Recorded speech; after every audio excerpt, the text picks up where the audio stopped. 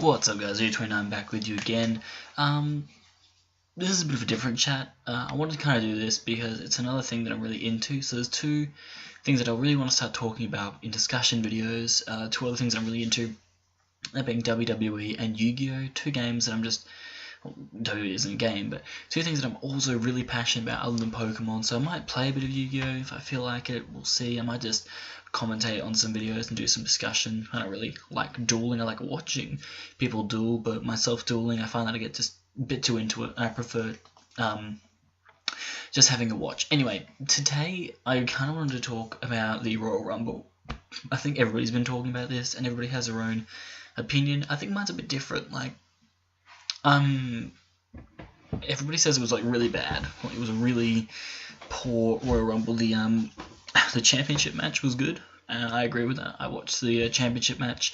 Didn't really like that. You know, I know a lot of wrestlers now have their gimmicks, but seriously, like, there was just too many German suplexes from Brock Lesnar. It kind of got a bit boring, and the crowd saw that. But the way that it finished, you know, Seth Rollins is probably one of the best performers in the WWE right now, I would say. And they put on a really good show, but it was good they didn't try and put over Cena by making him win. They actually kept Lesnar as champion so that he can face Reigns at Wrestlemania, like they were planning to do ages ago. So that's good. There's a lot of good angles that came out of Rumble, but I just want to talk first and foremost about the Royal Rumble match itself.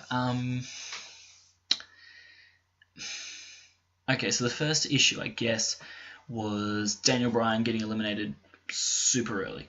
Like, ridiculously early for the standard of somebody who the people were expecting to be right there till the end and to possibly win it, and then set up that whole David and Goliath match. And initially I was like, yeah, well, that sucks. Like, I don't know why he got eliminated so early on in the match. But then I was reading this article they did about why Daniel Bryan actually wouldn't be the best choice to take on Brock Lesnar. And honestly, the main thing was that if we look back at the last time the last two times, that Daniel Bryan headlined a match. First of all, WrestleMania doesn't necessarily count because there was a chance that he wasn't going to beat Triple H. It was pretty much expected he would, but you can't really count WrestleMania as a big draw card event because you know everybody's going to be going to that. But if you remember when Daniel Bryan took on John Cena for the WWE Championship back in 2013, I believe it was. Yeah, 2013. It was one of the lowest crowds the WWE's had. Even though, you know, Daniel Bryan's like popularity was almost at its highest, he was like the real underdog everybody wanted to see win. He just wasn't, he wasn't drawing the fans. Now, I'm not saying that Reigns draws the fans as much, but you know, there is that whole David and Goliath angle with Brock Lesnar and Daniel Bryan. But the thing is that it's just pushing Bryan a little bit too over, and honestly right now, the way the WWE is using Daniel Bryan is they're not looking to make him the most over superstar. They're basically, I honestly think they're turning Roman Reigns into John Cena 2.0. They're just constantly putting him over opponents, just constantly, the thing that pissed me off the most, I think, watching the entire Royal Rumble, and everybody agrees, was when it got to that moment when it was Big Show, Kane, and Roman Reigns. When it got to that moment, everybody knew that Roman Reigns was going to win by then. Even though Rusev was out on the side, Rusev was never going to win this. He was already a champion. He didn't need to win. But it was blatantly clear that Reigns was going to win. This is why a lot of people think, well, hey, why didn't they make it, say, Ambrose, Reigns, Ziggler, and Bryan? Probably the four people that, like, everybody wanted to win the Royal Rumble. Put them in there together, and it'll just be really high octane, crazy, and then see where it goes from there. But instead, what they did was they left it as Ambrose, Reigns, Big Show, and Kane. It would have been amazing if actually Kane and Big Show were taken out, and then it was Reigns against Ambrose, because that's never happened before, and that would be something that would just be so amazing for it to happen. But unfortunately, it didn't happen, which kind of sucked, to be honest. I think that Ambrose probably... I don't know, I don't think Ambrose is ready for a title shot yet. He's got some good feuds going. I think the next good feud for Ambrose, honestly, would be against someone like Triple H, against the Authority. Getting his hands back on Seth Rollins at WrestleMania seems like the best play to do that, to Ambrose being kind of like the anti-hero, kind of Stone Cold-esque is how they're trying to portray him. So I think, starting a feud with Seth Rollins and then in turn possibly the Authority would be good. And this actually may set up a few more tag team matches with Roman Reigns, and they always perform really well together. So, I don't know. I like Reigns as a wrestler, and I think he'll do well because he's basically set up to beat Brock Lesnar at WrestleMania and become the new champion, and then just go from there. And then Lesnar's probably just going to go back to UFC and whatever. I think that they could have set up his victory and made it seem a lot more credible. They made it super obvious he was going to win, and it just made him seem I don't know, worse. And now, in the public eye, he just looks so much worse. And the way Brock Lesnar performed at the Rumble, people actually were happy he won, which is weird to say. They didn't want Rollins to win, and everybody basically hates Cena or loves Cena. So Brock Lesnar was actually just the third kind of thing in there. And the fact that he won, people were actually happy about that. And the way that he won, it was just an amazing match. I wouldn't even watch the Royal Rumble match again. I just watched the Championship match again. Seriously, guys, you got to check it out if you haven't. Anyway, I'm going to try and break down a few superstars here, and we're going to go from there. So we're going to start with the Championship match, John Cena. Okay, not a fan, to be honest. I think that, his time is up. Somebody else's time is now, which is why I think at Fastlane he has to lose to Rusev. Rusev is just a really, really good superstar right now. He's an excellent performer. Lana's really good, with the way that she talks. It's just a really good anti-America angle that WWE run. And, having John Cena go up against him, the thing is, if Rusev is able to beat someone like John Cena, because, let's be real, guys, Rusev's gone up against some pretty mediocre wrestlers on his rise up and up. So taking on someone like John Cena and then beating John Cena really gives a lot of credibility to his character. And I don't want Rusev to turn out kind of like Bray Wyatt, who was getting a lot of credibility at the start of his career, then lost to Cena at WrestleMania and lost a bit of that credibility, and has only just regained it now to be, the dominant force that he is. But I think if Rusev beats Cena at Fastlane, and then if they go up against each other again at WrestleMania, I think that'll be really good. I think what's going to happen, I'm not 100% sure, is that Rusev will take on Cena. Rusev will beat Cena, honestly, probably via DQ or something. That's going to happen. And then Cena's going to want a rematch at WrestleMania for the title. And then that's when they're going to put Rusev over Cena. If they do Cena over Rusev, why? What does that achieve WWE? John Cena, he even said it in the speech he gave to Rusev on SmackDown the other night, that he'd achieved so much already. Rusev is this guy who can go on. He can be any kind of champion he wants. He has that natural ability as a performer that he can do that, and the WWE is not giving him that chance. All right, so that's John Cena and Rusev taken care of. Okay, I think there'll be a matchup at WrestleMania. Next matchup at WrestleMania, I think, will be Seth Rollins and Dean Ambrose. I mentioned it earlier. I think Rollins. I think Rollins will actually cash in his Money in the Bank when Reigns is champion, and once his feud with Ambrose is done, he's going to start a feud with Reigns, or what I'm really hoping happens is that there is a triple threat match between all three Shield members for the championship. I think that would just be amazing. If that was a main event, I would go from Australia over there to watch that. I genuinely would. If WWE do that, I am going to fly over there and watch it. I'm calling it right now.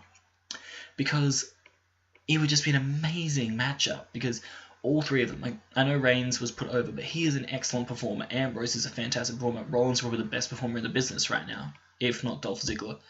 So seeing those three guys duke it out would just be fucking amazing. But at the Royal Rumble, it is going to be, not Royal Rumble, at WrestleMania, I think it's going to be Ambrose and Rollins. That's looking like the thing. At Fastlane, it's looking like Ziggler, Rowan, and Ryback against Seth Rollins and J&J Security, which seems weird. It may end up being Seth Rollins, Big Show, and Kane. I'm not 100% sure yet. I don't know what's going to happen with that, but we'll see. It looks like it'll be just a pretty much like a warm-up match before the main proceedings and whatever. But okay, I think that Rowan's kind of he's going to turn into a mid-card option. He's alright, but he's kind of just meh. Ryback was good. He was initially good when they started that first kind of authority angle. He was alright. Then he was just wasted at Survivor Series. Absolutely wasted. And then from there he's been kind of wasted all in between. So I don't know if he's going to be able to get some credibility back somehow. We'll have to wait and see. Ziggler's an interesting one. I don't know. I think Ziggler has two options. He's either going to challenge Bad News Barrett for the Intercontinental Championship at WrestleMania, or he is going to take on Daniel Bryan at WrestleMania. I don't know which one it's going to be yet. It's going to be one of the two, but Ziggler's one of the best performers in the business. He's either going to get the Intercontinental Championship, or he's going to take on Daniel Bryan in a really good WrestleMania match, because if you look back at some of the matches that Daniel Bryan and Dolph Ziggler have had, they're amazing. Seriously, there was the match I had where they were just perfect against each other. So I really hope it happens. That would be amazing. Moving on, let's see, who else we got? Bray Wyatt. Bray Wyatt's an interesting one. I don't know who he's going to take on next. Because who is there? People are saying Undertaker's going to come back and take on Bray Wyatt at WrestleMania, but what does that mean for Fastlane? Does Bray Wyatt just not take on anybody? I mean, maybe a match they could set up is like Luke Harper versus Bray Wyatt versus Eric Rowan, some kind of Wyatt family triple threat, but I don't see it being as good as a Shield triple threat, because honestly, out of the three of those, probably Wyatt's the best, then Harper, then Rowan, like by a clear margin with all of them. Wyatt's easily the best in-ring performer. Harper's a lot better than Rowan, and Rowan's just kind of being carried right now. But that's just my opinion. That's just generally what I think is going on. But it'll be interesting to see how they use Bray, because right now Bray is really over with the fans, even though he is kind of an anti-character. He is really over with the fans. They seem to appreciate what he does, and that's really good then to build his character for the future. But we'll have to see how it goes. I'm not 100% sure. Next thing I wanted to look at is another possible WrestleMania option, which I do think is going to happen, which is going to be Miz against Mizdow. Seems pretty clear it's going to happen. There are kind of little itty-bitty things going on in there, but I don't know. It'll probably happen. Hopefully Mizdow wins. I think what's going to probably happen is that Mizdow is going to defy Miz, but Miz is going to win, and then Mizdow is just going to be forgotten, even though he's the best performer around. I don't know, I feel like they really need to put him over, and I don't know, he won't get a chance at a title because, I don't know, he's just not good enough for that, but I don't know, he could just do a lot better. That's all I can say. He can do a lot better than just what he's doing right now. Once he gets over his feud with The Miz, I don't know where they're going to go with him from there, but they need to do something good because he is so over with the fans, and he could be really good in the future. But I'll leave it at that. Then the most obvious, I guess, WrestleMania matchup, Reigns against Lesnar. Excuse me.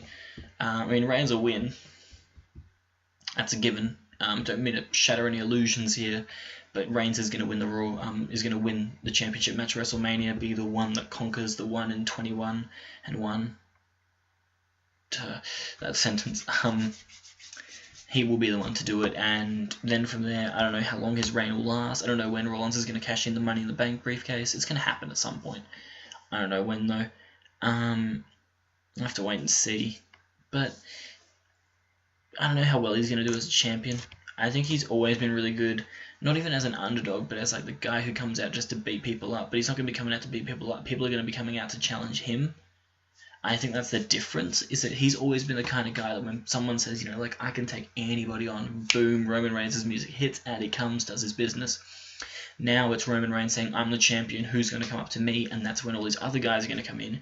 And it's not going to make Reigns seem as credible, I don't think. I think he'll be an alright champion, but I think he'd honestly be better suited to just being that kind of guy. I mean, after he loses his title, this is why I think he's John Cena. Like, oh my god, okay? John Cena will never be that guy who stands there and says, I can take on anybody, and somebody's going to come out. It's always when somebody says, I can take on anybody, and boom, then down comes Cena. It's literally just Cena 2.0. Fucking ridiculous.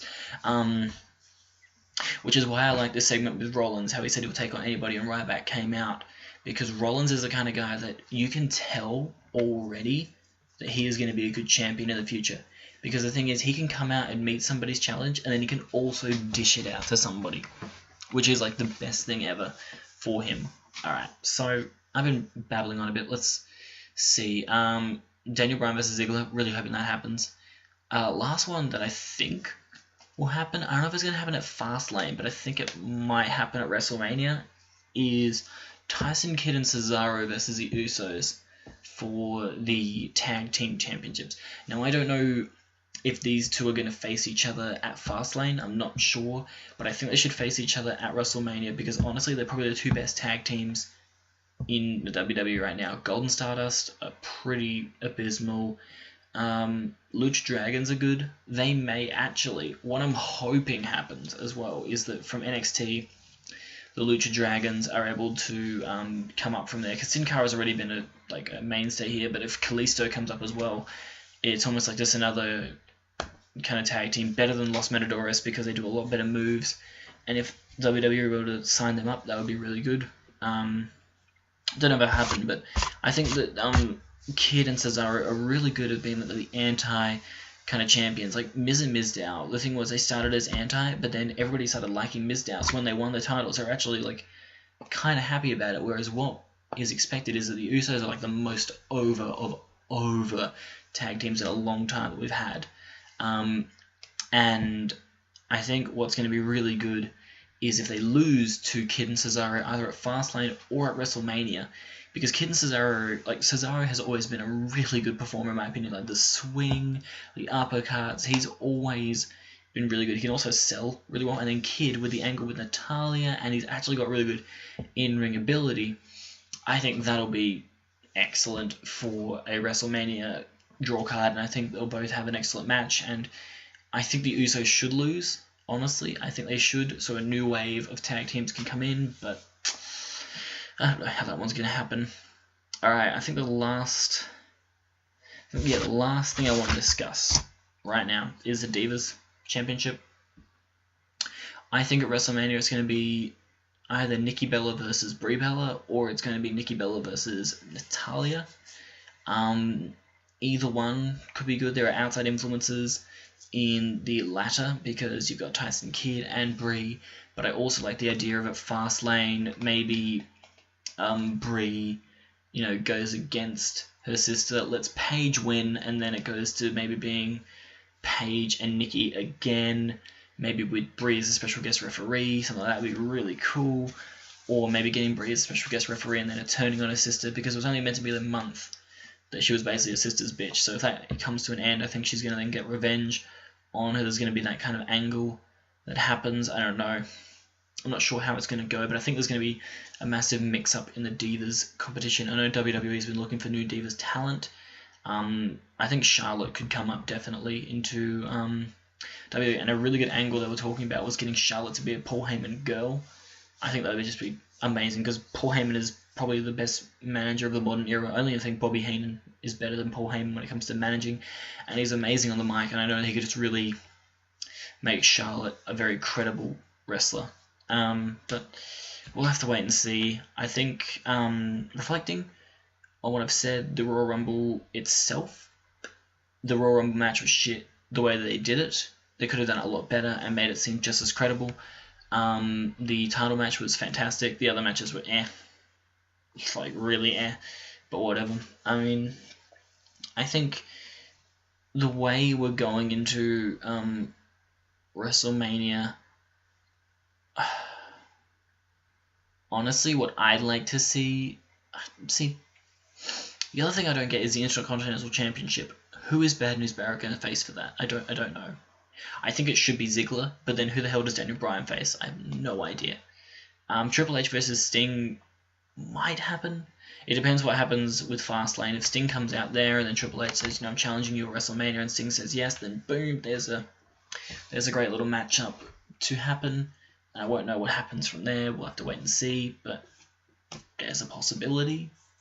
I don't know. I really don't know. But I think from here,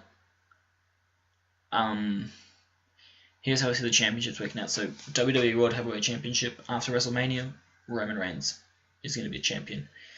Intercontinental Championship. At this stage, it's still Bad News Barrett if they don't think of somebody good to take him on. If Ziggler is put into an Intercontinental Championship match against Bad News Barrett, then it's probably going to be Ziggler coming out of Wrestlemania champion. That's the best move for WWE. Tag Team Champions, I'm hoping Kid and Cesaro, but I don't know. I think that would be the best pick. I don't know, though. US Champions should be Rusev. Should be. I don't know. Divas Champion should basically be anybody but Nikki Bella. Anybody but Nikki Bella. Because, I don't think it's going to be Paige. I think it's either going to be Natalya or Brie Bella. I don't know which one of those two, but I think it should be one of them. Yeah, I think that's basically about it. But let me know what you guys think. I know this is like a new thing for me to be talking about. I know this took a while to do. But, let me know your opinions. Let me know if there's anything else WWE-wise you want me to talk about. I could also talk about TNA because I'm into that too, but who's got the time? I'm also going to be doing Yu-Gi-Oh! Discussions and also doing like dual commentary for Yu-Gi-Oh! Matches. So, keep your eye out for those. And anyway, guys, thank you for watching. Remember to like, subscribe, comment on my channel. It's Video29, signing out.